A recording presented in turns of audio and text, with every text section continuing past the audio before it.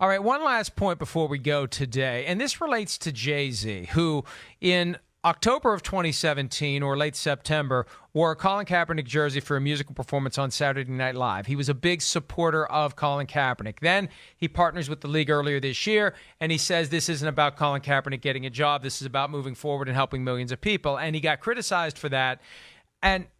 And now the Kaepernick thing is back on the front burner thanks to the NFL taking the pot and pulling it forward and turning the heat up.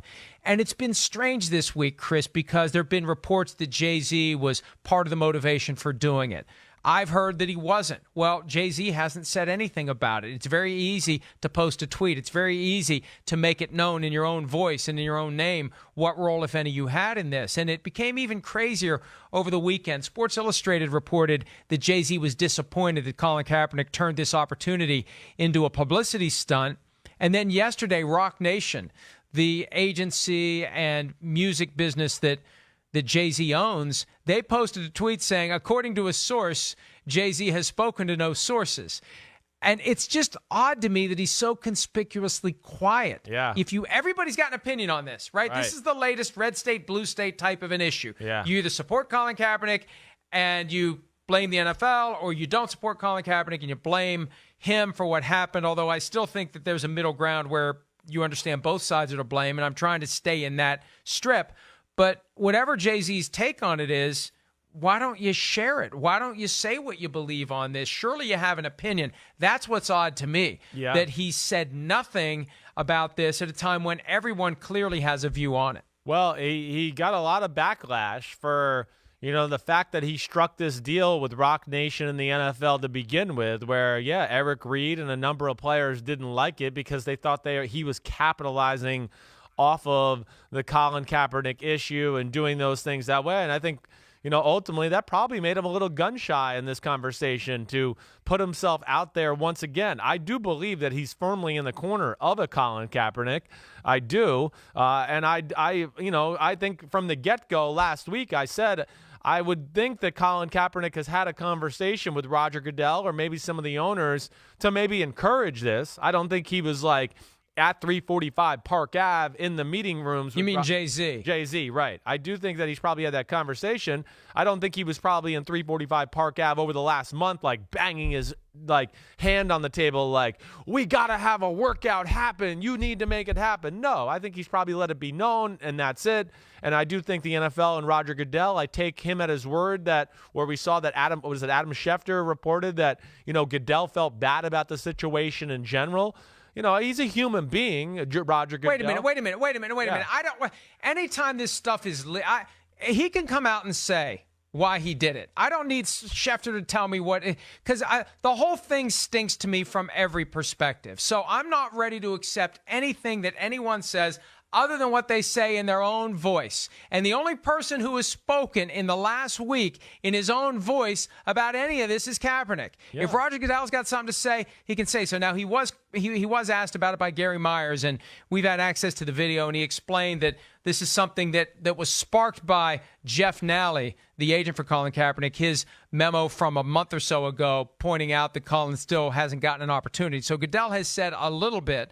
But I mean, just look, if JayZ's got something to say, back to the original point, if he's got something to say it. And how do you not have something to say on this? How do you not have an opinion on this? It's just odd to me that a guy with the influence of JayZ, who's previously supported Kaepernick, who's gotten himself in a little hot water from a PR standpoint with the NFL partnership, how do you, number one, not have an opinion, and number two, not share it? Well, he's odd. I'm not saying he's right or wrong. I'm just saying it's odd. Well, maybe he's contractually obligated not to say anything with this whole thing. Maybe this is one of the things in the language of their contract that he couldn't be too vocal about this publicly or something like that. I don't know. And again, I'm all for what Colin Kaepernick's fighting for. I really am. Would I kneel for the anthem? Absolutely not. I would not. I would certainly stand up for the national anthem and do that. But I understand what he's fighting for. But also at the same time right now, that was an absolute disaster this past weekend. It was. And I know the NFL is partly to blame. And it seems like it was a little poor. Not a little. It was poorly orchestrated and everything that way.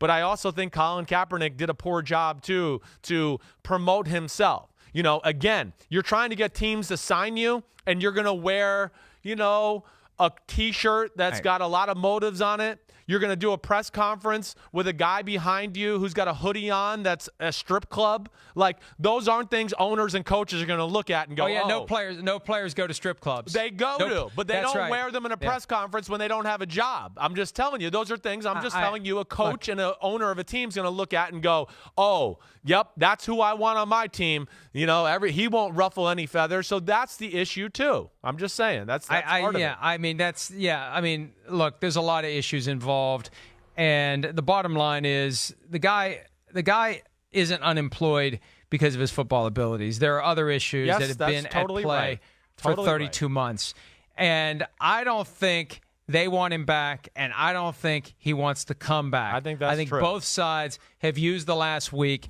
as a way to advance their own PR and or legal agendas, and as we explained during the show, and one of the reasons why they got spot number 3 for me in the Goats in a Bad Way draft, I'm upset that we've had to deal with this. Mm-hmm. We shouldn't have to. The NFL counts on us as the media to promote their sport. They got a great thing going. Think about it. They get paid billions for what amounts to a 3-hour at a time infomercial for their product. So people will follow and pay attention and pay money and buy stuff and go to games. They get paid billions for that infomercial. And there's a media out there that covers, that fuels the machine, that writes about it and talks about it and promotes the sport.